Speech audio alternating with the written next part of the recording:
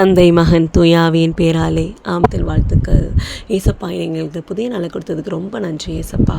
ஏசப்பா எவ்வளோ சர்வ வல்லமை உள்ளவர் தானங்க. அவங்க இறந்துற உயிர்த்தலை செய்தாங்க, அவங்க இயற்கைகளை கட்டுப்படுத்தினாங்க. ஏன் இந்த நாட்களிலும் கூட எவ்வளவோ அற்புதங்கள் அதிசயங்கள் நம்ம பார்த்துட்டு தானங்க இருக்கோம். நம்ம எதிர்பார்க்க முடியாத காரியங்களை கூட ஏசப்பா செய்கிறதெல்லாம் நம்ம பார்த்துட்டு தானங்க இருக்கோம். ஆனால் நம்மளோட வாழ்க்கையில் இந்த வேலையில் நம்ம யோசிச்சு பார்ப்போங்க, நம்ம இவ்வளோ சர்வ வல்லமையுள்ள ஏசப்பா நம்மக்கிட்ட இருக்காங்களே, அதனால் நான் எப்போதுமே சந்தோஷமாக இருக்கேனா, என்னோட ஏசப்பாவால் எல்லாத்தையும் மாற்ற முடியும், அந்த நம்பிக்கை எனக்குள்ளே இருக்குது. அந்த வேலையில் நம்ம யோசிச்சு பார்ப்போங்க. கண்டிப்பாக இல்லைங்க. ஏன்னா நம்ம என்ன தான் நம்ம கிறிஸ்தவர்களாக இருந்தாலும் ஏசப்பாவை குறித்து நம்மளுக்கு எவ்வளோ சர்வ வல்லமையுள்ள தேவர் அப்படின்னு நம்மளுக்கு தெரிஞ்சாலும் கூட, ஆனால் இந்த வேலையில் நமக்குள்ளே ஸ்ட்ரெஸ் இருக்குது, டிப்ரெஷன் இருக்குது, கவலை இருக்குது, பயம் இருக்குது, எல்லாமே தானங்க இருக்குது. ஏன் அப்படின்னா நம்மளோட வாழ்க்கையில் இருக்கக்கூடிய நோய்களால், நம்ம வாழ்க்கையில் இருக்கக்கூடிய பிரச்சனைகளால், மன வருத்தத்தினால, நம்ம பொருளாதார நெருக்கடிகளால், நம்ம வந்து ஒரு ஒரு அந்த ஆண்டவர் மீதான நம்பிக்கை இல்லாமல் தானங்க நம்ம வாழ்ந்துகிட்டு இருக்கோம். ஏன் உண்மையாலுமே.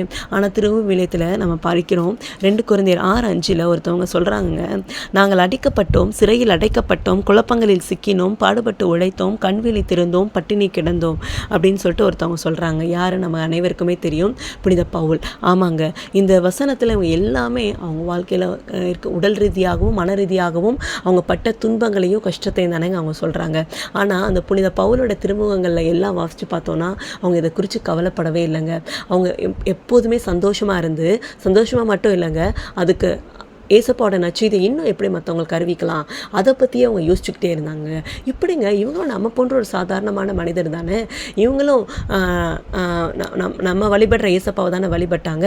ஆனால் ஏன் இவங்க வாழ்க்கையில் இவ்வளோ பெரிய துன்பங்கள் வந்தப்போ கூட இவங்க இங்கே துக்கப்படலை? இதே வசனத்தை தான் நம்ம திருத்தூதர் பணிகள் அதிகாரம் 5:40-41 நம்ம வாசிக்கிறோம்.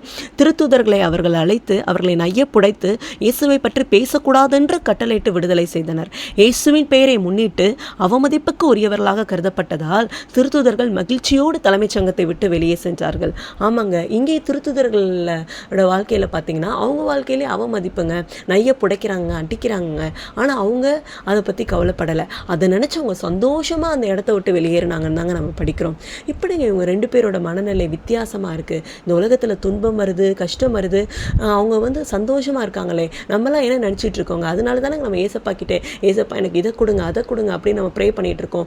ஏன் நம்ம அப்படி ப்ரே பண்ணுறோம்? நம்ம நினச்சிக்கிறோம் நம்ம வாழ்க்கையில் இது கிடைச்சா சந்தோஷம், அது கிடைச்சா சந்தோஷம், நம்ம பிள்ளைங்களோட வாழ்க்கையில் நல்ல படிப்பு வந்துட்டா சந்தோஷம் அப்படின்னு சொல்லிட்டு நம்ம இதை குறித்து தானே நம்ம ஏசப்பா கிட்ட நம்ம கேட்குறோம்.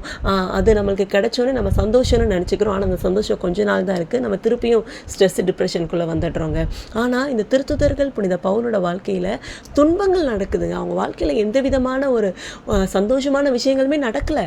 ஆனால் அவங்க அதை நினச்சி அவங்க சந்தோஷமான மனநிலையில் இருக்காங்க. நம்மக்கிட்ட இல்லாத சந்தோஷம் அவங்கக்கிட்ட இருக்குங்க. அதனால தான் அவங்க வாழ்க்கையில் ஃபார்வர்டாக அவங்க யோசித்து இன்னும் எப்படி நற்செய்தி அறிவிக்கலாம் அப்படின்னு சொல்லிட்டு அவங்க வெவ்வேறு ஊர்களுக்கு போய் நற்செய்தி அறிவித்தாங்க. அவங்க முடங்கி போலங்க. இந்த மனநிலை எப்படிங்க இவங்களுக்கு மட்டும் கிடைக்குது, ஏன் நமக்கு கிடைக்கல? இந்த வேலையில் நம்ம சிந்திச்சு பார்ப்போமா? ஏசப்பாவும் இந்த புனித பவுல், பேதுருவை போல நம்மளும் எப்போதும் சந்தோஷமாக இருக்கணும்னு தாங்க நினைக்கிறாங்க.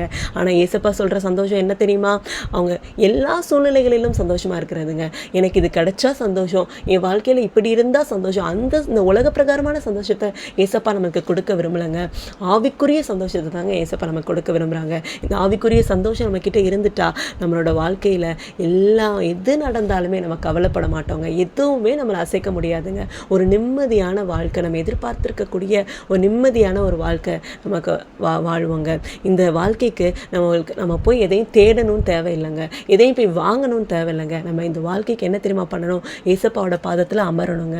ஏசப்பாவோட வசனத்தை நம்ம தியானிக்கணுங்க. நம்ம ஒவ்வொரு நாளும் நாமே சோதித்து அறியணுங்க. நான் ஏசப்பாவுக்கு பிடிச்ச மாதிரி வாழ்கிறேனா, அவரோட வழிகளில் நான் நடக்கிறேனா, தூயாவியானவரோட வழிநடத்துதலின்படி என் வாழ்க்கை செல்லுதா, இப்படின்னு நம்ம ஒவ்வொரு காரியத்தையுமே அவருடைய விருப்பத்தின்படி, தூயாவியானவர் வழிநடத்துதலின்படி நம்ம போகும்போது நம்ம வாழ்க்கையில் இதனை குறித்து நம்மளுக்கு பிரச்சனைகள் வரும்போது, நோய்கள் வரும்போது, கலக்கங்கள் வரும்போது நம்ம கவலையே பட மாட்டோங்க. நம்மளை தேற்றுதற்கு வானதுதர்கள் வருவாங்க. ஏசப்பா நம்மக்கிட்ட இருப்பாங்க. நம்மளுக்கு எல்லா சந்தோஷமும் நம்மக்கிட்ட கிடைக்குங்க. இந்த சந்தோஷத்துக்காக தானேங்க நீங்கள் தேடிட்டு இருக்கீங்க. இன்றைக்கி நம்ம ஏசப்பா கிட்ட நம்ம ஜெபிப்போமா? அப்பா, ஏசப்பா, எங்களுக்கு இந்த நாளில் ஆண்டவரே திருத்துதர்களும் புனித பவுலும் அவங்க வாழ்க்கையில் கஷ்டப்பட்ட போது கூட அந்த சந்தோஷமான மனநிலை இருந்துச்சு நாங்கள் பார்க்குறோமே ஏசப்பா. எங்களோட வாழ்க்கையில் இப்படிப்பட்ட கஷ்டங்கள்லாம் இல்லை ஏசப்பா. ஆனால் எங்களோட வாழ்க்கையில் சந்தோஷமே இல்லை ஏசப்பா. ஏன்னா நாங்கள் உங்களை பற்றி தப்பாக நினச்சிட்ருக்கோம் ஏசப்பா. நீங்கள் கொடுக்குற சந்தோஷத்தை பற்றி நாங்கள் தப்பாக நினச்சிக்கிட்டு அப்பா இந்த உலக காரியத்தை நோக்கியே நாங்கள் ஓடிக்கிட்டு இருக்கோம். அதுக்காகவே நாங்கள் ப்ரே பண்ணிகிட்ருக்கோம் ஏசப்பா. எங்களோட ஆண்டவரே சாத்தான் எங்களோட வாழ்க்கையை திசை திருப்பிட்டு இருக்கிறான் ஏசப்பா. இல்லை நாங்கள் இனிமேல் இப்படி இருக்கக்கூடாது ஏசப்பா. புனித பவுலும் திருத்துதர்களும் இப்படி உண்மை அழகாக புரிந்து கொண்டு அவங்க ஆண்டவரே ஏசப்பா தங்களோட வாழ்க்கையை உமக்காக அர்ப்பணித்து ஆண்டவரே உம்முடைய வழிநடத்துதன்படி அவங்க செல்லும்போது அவங்க வாழ்க்கையில் எவ்வளோ பிரச்சனைகள் வந்தாலும் அதை தாங்கிக் கொள்ளக்கூடிய சந்தோஷமான மனநிலை அவங்களுக்கு இருந்துச்சு ஏசப்பா. அந்த மனநிலை எங்களுக்கு கொடுங்க ஏசப்பா. ஆண்டவரே இன்றைக்கி நாங்கள் ஆண்டவரே புரிஞ்சுக்கிட்டோம் ஏசப்பா. நீங்கள் கொடுக்கக்கூடிய சந்தோஷம் என்பது இந்த உலகத்தினுடைய பொருட்களால் அல்ல, இந்த உலகத்தினுடைய உலக பிரகாரமான காரியத்தினால அல்ல. நீங்கள் கொடுக்கக்கூடிய சந்தோஷம் என்பது அது ஜெபத்தின் மூலியமாக தான் வரும். அது நம்ம தூயாவியனோட வழிநடத்துதல் நடக்கும்போது தான் வரும். நம்ம உண்மையோடும் பரிசுத்தத்தோடும் வாழும்போது தான் வரும் என்பதை நாங்கள் இன்றைக்கி புரிஞ்சுக்கிட்டோம் ஏசப்பா. இனிமேல் நாங்கள் இப்படிப்பட்ட ஒரு வாழ்க்கை வாழ்ந்து நீ கொடுக்கக்கூடிய நிலையான சந்தோஷத்தை நாங்கள் பெற்றுக்கொள்ள எங்களுக்கு உதவி செய்யுங்க ஏசப்பா. ஆண்டவரே அதில் நாங்கள் தளராதபடிக்கு எங்களை பாதுகாத்துக் கொள்ளுங்க ஏசப்பா. ஏசப்பா மேலும் ஆண்டவரே எங்களுக்கு கத்தோலிக்க திருச்சபை வழி நடத்தக்கூடிய ஒவ்வொருவரையுமே நீங்கள் ஆசீர்வதிங்க ஏசப்பா. இப்படி செய்ய போவதற்காக உமக்கு கொடான கோடி நன்றி.